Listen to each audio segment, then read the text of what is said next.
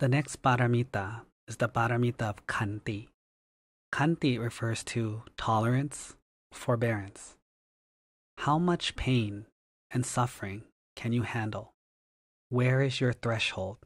Where is your trigger point? When you break, you give up. When you give up, you do anything you can to get out. This can include killing, stealing, lying, hurting, or even betraying your own moral values. When you get hit with that pain and you just can't take it, people will do anything. When we listen to stories about torture, whether in TV or movies or in real life, what is the purpose of torture? Torture is to push your pain to a level that you can't handle. And when you can't handle that, you will tell them whatever they want to know. You will betray people that you would normally not betray. You will do things or say things that you normally wouldn't do. Why is this? This is because your tolerance level has been reached. Your tolerance cap has been exceeded. The less tolerance you have, the less opportunities you will have. Children want to do a lot of things, and they are eager to do a lot of things. But once they start doing it, they usually give up or give in, or are not even given the chance to begin with. Why? Because they don't have the tolerance. They can't withstand the pain, the effort, what is needed to complete that objective. And so they are restricted from many things. Pain tolerance is needed to work. Work is needed to earn money. Pain tolerance is needed to not yell, not hit, not rape, not kill, not steal. Pain tolerance is needed to fight against laziness, to fight against greed, to fight against desire. Think about someone who cannot combat their laziness. What kind of outlooks do they have on life? What kind of opportunities do they get in life? Think about someone who cannot combat greed. What happens to their life? What kind of things do they experience? How do people view them? The higher your tolerance is, the less chance you have to give in to evil. The higher your tolerance is, the more you will fight to not do things that you know to be bad and detrimental. The less you give in to evil, the less suffering you will thereby have. Since we believe in karma, whatever you do is what you get. So, if you have more strength to withhold from evil and thereby do good by not doing evil, well, it follows that you will have less suffering. You will have less problems arise because you did not create the cause. For example, some people are allergic to certain foods, yet, for some reason, they will still choose to eat it. Even if eating it means they will have diarrhea, they will get rashes, they will break out, they will have weight gain. Diarrhea, rashes, breaking out, weight gain usually leads to embarrassment, lack of self-confidence, and people avoiding you. Yet even though they know they will have to deal with these problems, which they have dealt with in the past,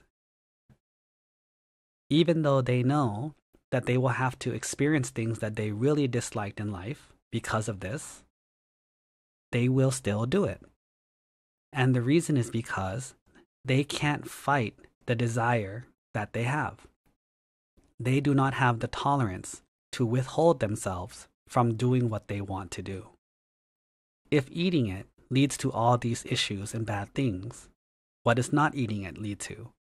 Well, not eating these things that you are allergic to lead to weight loss, good health, less illnesses, no side effects. Therefore, you will not be embarrassed. You will have more success. You will have more self-confidence. People will see your value. So all in all, what are the benefits of practicing Khanti Barami? You will have a higher exposure to knowledge. You will gain more experience. Because of the higher your tolerance, the more things that you can experience. The more things that you can withstand, the more opportunities you will have to grow and to learn. You will make less mistakes in speech and actions due to lack of control or tolerance. You will be less likely to act poorly or speak poorly due to the lack of pain control. You will gain respect and honor from others, and most importantly, for yourself. The next paramita on the list is Sacca. Sacca refers to honesty, truthfulness, and the strength of your word.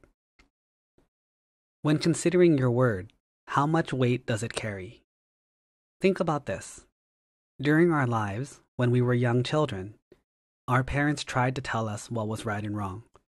They tried to control us by telling us what to do and what not to do. What did we do? We fought against them. We didn't listen to them. We didn't believe them. We did not do what they said. Then we got a little older. We started going to school, and our teachers took over for our parents. Now our teachers are telling us what to do, telling us what are right and wrong, telling us what we should do and shouldn't do. And once again, we listen to some things, but most of the things that they tell us, we don't listen to. Then we get older. We have employers, our bosses. Now they tell us what to do. They tell us what is right and wrong. Yet, once again, we don't always listen to them. We also have friends. A lot of times our friends will tell us what to do, but we won't listen to our friends either. So all in all, it turns out that in our whole life, we have never truly listened to anyone. We have not allowed anyone to take control of our lives, tell us what is right and wrong, tell us what to do. Very simply, there's no one out there that can control us. All we have is ourselves. The only person left that could possibly control us is us. However, interesting enough, we don't even listen to ourselves. We have a very bad track record. In fact, we ruin our track record all the time. We are constantly lying to ourselves all the time. We lie to ourselves about how we really feel. We tell ourselves what we want to believe. For example, we do something wrong and we focus on the, I didn't mean to, I didn't know, how was I supposed to know? We don't take responsibility for what we do.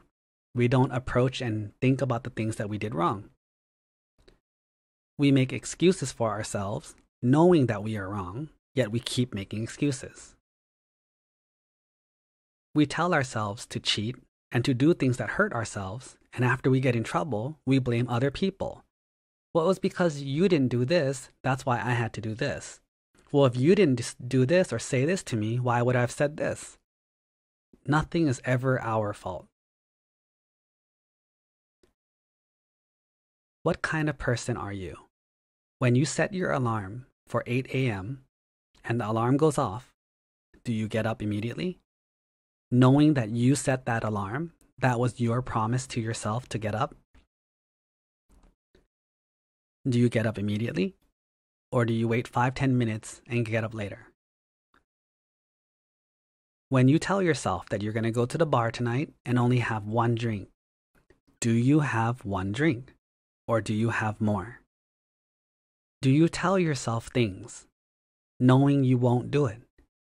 Do you tell yourself things knowing that they are not true? All these things hurt your Sacca Paramita. Sacca is the power and weight of your word. When you make a determination, a resolution, you make a promise, you say a word, you give that word power and meaning. However, when you break that word, you take away that power and you lose the meaning. So what Sacca refers to is, how strong is your word? If you give your word low meaning, you will have low self-control. If you give your word high meaning, you will have high self-control. Sacca Paramita is accumulated. It's not a one-time thing. You have to build it, maintain it, and practice it. The benefits of practicing Sacca are, you will have self-respect. When you say something, you know you will do it. You will respect yourself more. You will also receive respect from others. They know you are trustworthy. They know you are honest. They know you will do what you say. You will have trust. You will have trust for yourself. You will know that you are a trustworthy person. Other people will trust you also. The next paramita is the paramita of Adhitthana. What Adhitthana refers to is making resolutions, determination, planning, short-term planning, long-term planning. You might see in a lot of cultures, especially Thai culture, that when people go to temples or make offerings or do holy things, they will ask for things. Bless me with money. Bless me with good looks. Bless me with wisdom. Give me this. Give me that. I want this. I want that. Who are they asking? Who are they asking to give them things? Are they asking the gods, the spirits, the snake gods, the angels, the devas that protect different locations? Who are they asking?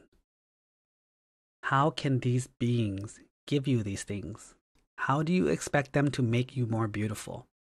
How do you expect them to give you the lottery numbers?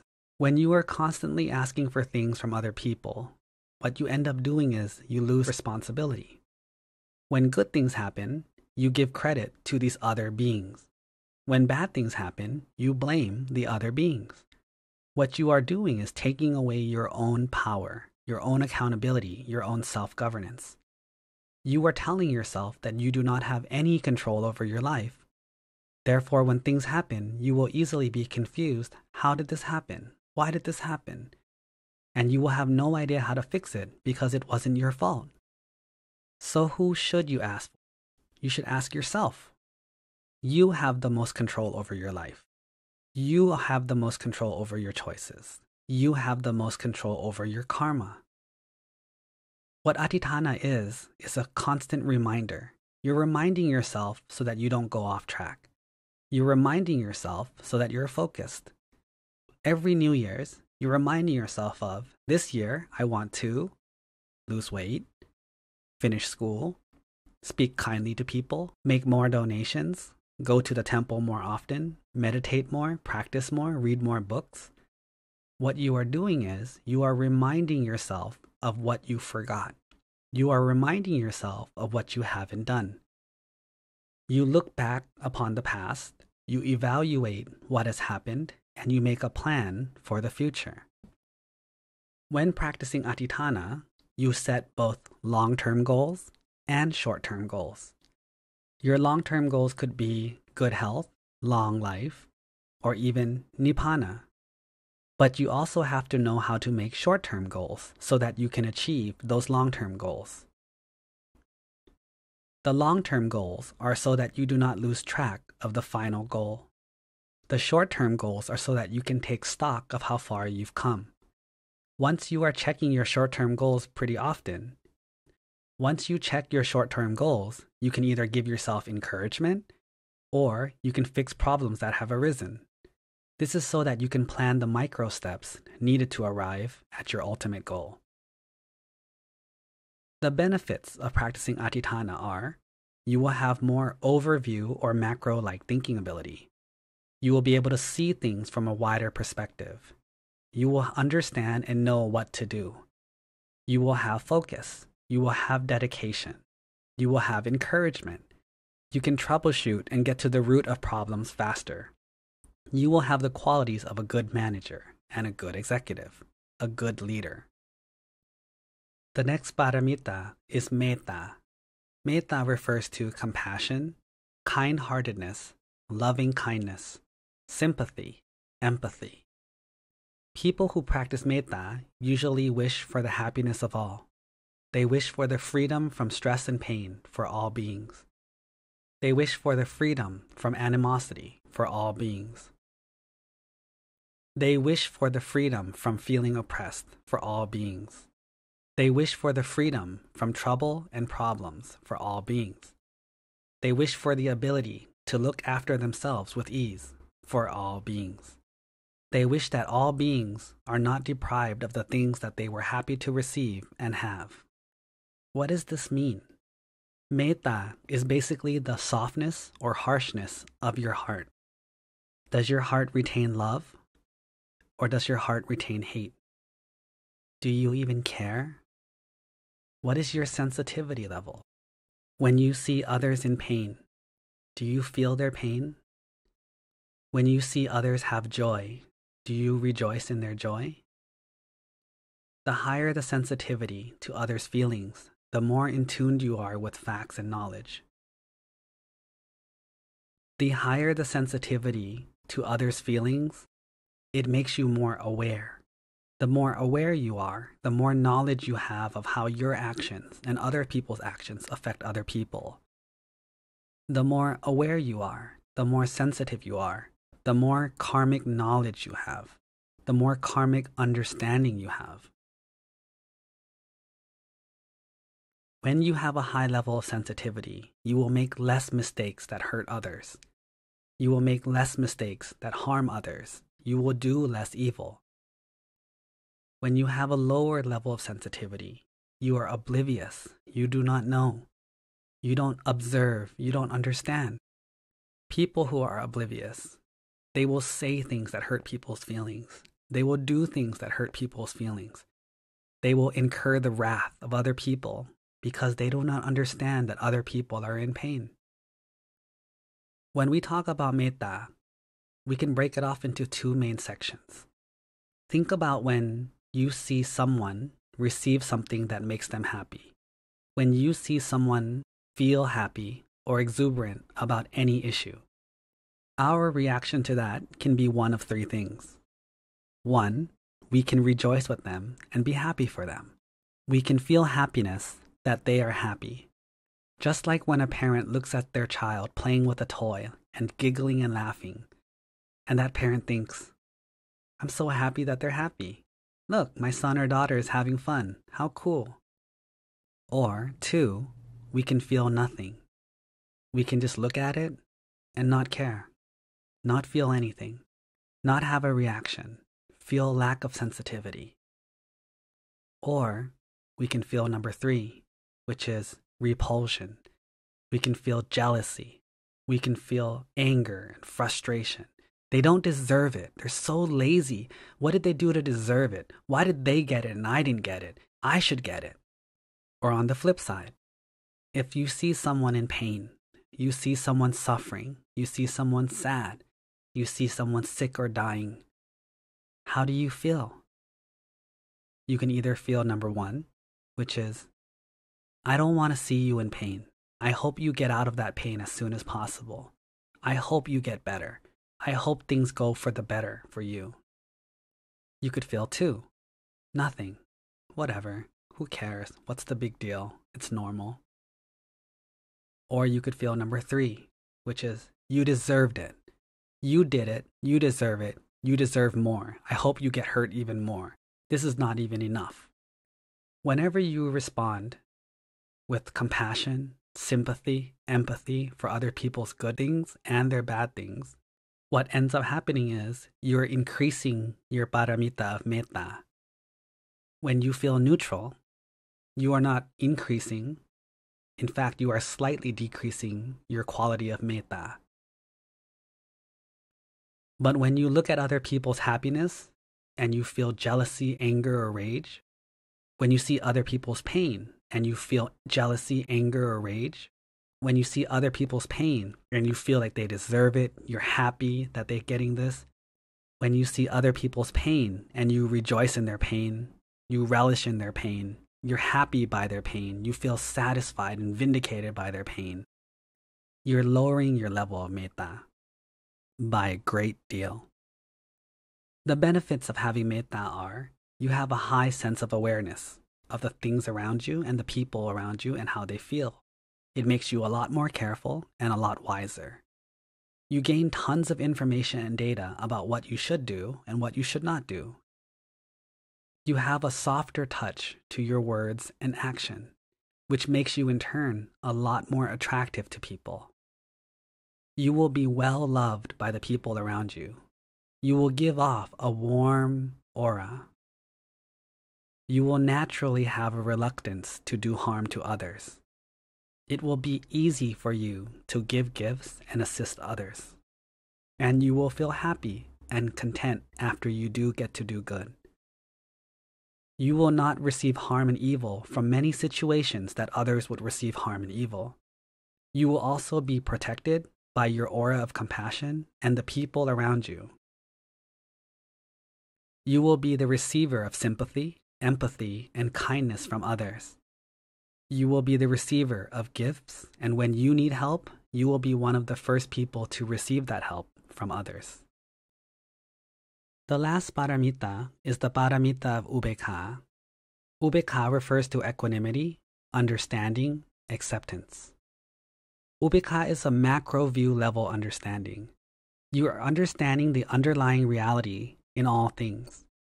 Once facts are presented to you and laid out, you are able to accept the result and understanding that comes from that. For example, having an understanding of karma. In karma, you understand that all beings have their own karma. It belongs to them. They are the owner of their own karma. All beings are heirs of their karma, which means they have to receive the results of whatever it is that they have done. All beings are born due to their karma. We are born because we have created karma that we have to pay in this life. We are born because we have developed desires that cause us to be born in this life. We are here not by chance, but because of our karma. All beings are related to each other through our karmic actions. All of our relationships are not random and are not sporadic. They happen because there's a causal factor. We have created karma with each other, therefore we have continued karmic actions. We understand that all beings live dependent on their actions. They will get whatever it is that they started, whatever it is that they did. That is what they will receive. And we live dependent on those actions. How we work, how we live, how we treat others will determine what we receive in turn. We understand simply that whatever anyone does, whether it be good or evil, they will receive the result of that action.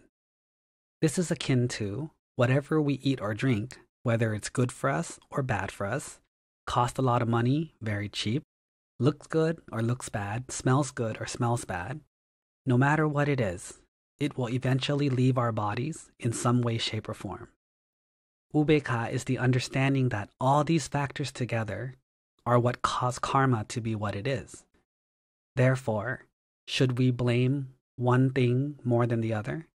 Should we ignore all other factors and just look at one thing? Should we put more weight on one thing than the others?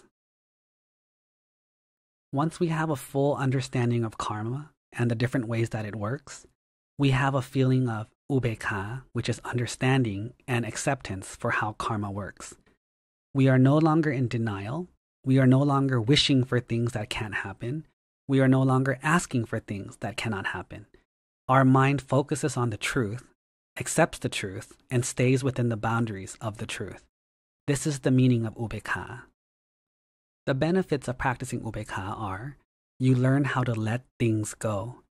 You learn how to be dispassionate toward things that normally will make you hot and heavy.